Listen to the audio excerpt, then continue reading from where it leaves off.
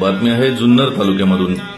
संपूर्ण पुणे जिल्ह्यात वैशिष्ट्यपूर्ण असणारी व सर्वात जास्त दिवस चालणाऱ्या नारायणगावचे ग्रामदैवत श्री मुक्ताबाई देवी व काळोबा देवाच्या यात्रेला आज उत्साहात प्रारंभ करण्यात आला।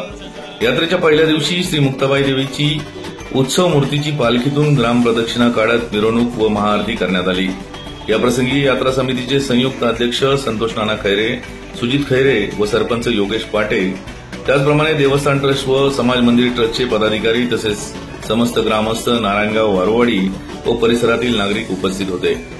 सकाळी 9 वाजता श्री मुक्ताबाई देवी मंदिरातून देवीची चांदीची मूर्ती पालखीमध्ये ठेवून मावळेआळी, वाजगेआळी, पेठआळी मार्गे हनुमान चौकात आली। तेथून बाजारपेठमधून पूर्ववेस मार्गे पुन्हा मुक्ताई मंदिरात पालखी ग्राम प्रदक्षिणा घालत वाजत गाजत आणण्यात आली। याप्रसंगी देवीची महाआरती, अभिषेक करण्यात आला। यात्रा सलग 8 दिवस होणार असून देवीला मांडव डहाळे, शेरणी, नैवेद्य, पालखी व गागरी मिरवणूक, छबिना मिरवणूक, शोभेचे दारुकाम तसेच कुस्त्यांचा जंगी आखाडा होणार आहे।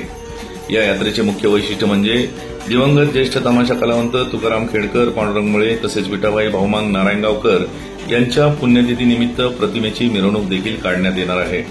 सतत 8 दिवस आजपासून रोज रात्री लोकनाट्य तमाशाचे कार्यक्रम होणार आहेत। ब्युरो रिपोर्ट, आपला आवाज, नारायणगाव।